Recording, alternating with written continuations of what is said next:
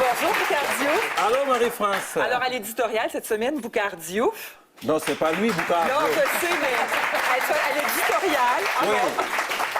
Ça, c'est un immigrant avec ses signes ostentatoires, vous voyez. Il vient du sud d'une république. C'est une noix de coco, en fait. Parce que je voulais parler de la charte, mais ça ne me tentait pas. On en a tellement parlé. J'ai dit, OK, je vais parler de la noix de coco. Pourquoi pas? Avez-vous une objection à ce que je parle de la noix de coco? Non. Alors, c'est ça, c'est un immigrant, lui. Je l'ai acheté dans le sud. Puis, après 4 tequilas, je trouvais que c'était une œuvre d'art. La tequila, ça fait faire des choses. Achetez jamais ça. Tu sais, des fois, tu vois un paréo très beau, là, tu l'achètes. Puis quand tu arrives avec ça ici en hiver, là, tu vas jeter ça, c'est sûr. Oui. Alors, c'est mon grand-père. Tu sais, j'aime beaucoup la poésie. Et je commence toujours ma première, c'est toujours autour de la poésie. Alors, mon grand-père disait, l'immigration est une renaissance douloureuse, surtout pour ceux qui ne travaillent pas, à empêcher l'araignée de la nostalgie d'étendre sa toile dans leur nouveau berceau. Il y a des immigrants qui aboutissent inévitablement dans le mur de la déception parce qu'ils ont les yeux constamment rivés sur le rétroviseur. Alors, seuls ceux qui persistent à regarder devant, ce n'est pas interdit de regarder dans le rétroviseur, mais on ne peut pas être juste là-dessus, n'est-ce pas? Et si j'avais à donner un cours d'intégration à des immigrants, parce que je pense qu'on a besoin de ces cours-là, je leur dirais, imitez la noix de coco. Pourquoi? Pourquoi? Parce que bien avant les humains, les noix de coco étaient des grands voyageurs. Les premiers immigrants qui ont colonisé des îles à 2000, 3000, 4000 mètres, 4000 kilomètres plus loin, ce sont les noix de coco. La noix de coco, de son cocotier de bord de mer, tombait dans l'eau, puis dérivait, il dérivait, il dérivait. Et il pouvait aboutir à 2000, 3000 mètres plus loin sur une île lointaine. Kilomètres, oui. Sur une île lointaine. Et rendu là, il a besoin d'aide pour s'ouvrir. Et cette aide-là est amenée par le crabe de cocotier. Je ne l'ai pas ici. Non, mais... merci. Sans façon. T'aimes pas les crabes? Dans l'assiette. OK, d'accord. Alors donc, c'est le crabe qui ouvre cette enveloppe de ses fortes pinces, cette enveloppe fibreuse, et pour aider la noix de coco. Et je pense que dans ce discours qu'on a aujourd'hui autour de l'immigration, il y a quelque chose qu'on n'évoque pas beaucoup. C'est les structures d'accueil et d'intégration des immigrants. Et moi, j'ai eu la chance d'en faire à la grandeur du Québec. Et partout où tu vas, c'est toujours la même chose. On n'a pas de moyens.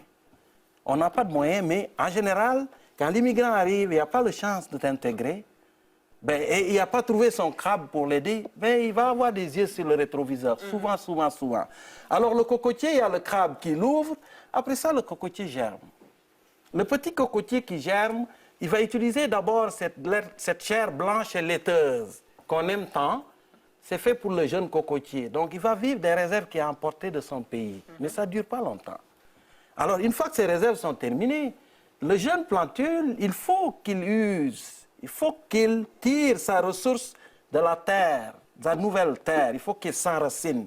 Parce que pour moi, l'identité, ça ne peut pas être juste racinaire. Et quand je regarde les gens, souvent, pendant ce truc de la charte qui divise beaucoup les Québécois, tu vois des jeunes qui sont nés à Montréal, qui ont grandi ici, qui brandissent le pays d'origine des parents comme patrie. Oui. Et tu dis, mais on va où avec ça, là? Ça ne marche pas. Depuis quand l'identité doit juste te définir juste par les racines? Hein? Parce que quand tu es né ici à Montréal et tu dis « je suis haïtien », toi, j'ai entendu ton remerciement que tu as fait à ta mère qui était très touchant, mais tu ne peux pas dire juste parce que ton père vient d'Haïti ou du Sénégal, je suis sénégalais. Je dis ça à mon fils, non, tu n'es pas sénégalais. Tu pourras être sénégalais plus tard, mais pas tout de suite. Non, tu vas le découvrir parce que quand je t'ai amené au Sénégal, une poule t'a couru après, puis tu courais comme un malade. Okay? Et je connais aucun jeune Sénégalais qui a peur d'un volatile, donc ça ne marche pas. Tu es un Québécois, OK? Non, mais c'est vrai. Tu es un Québécois, mais si tu veux être Sénégalais plus tard, tu peux le devenir parce que l'identité, c'est comme les amis. Tu peux en avoir plusieurs. Alors, le cocotier, il germe.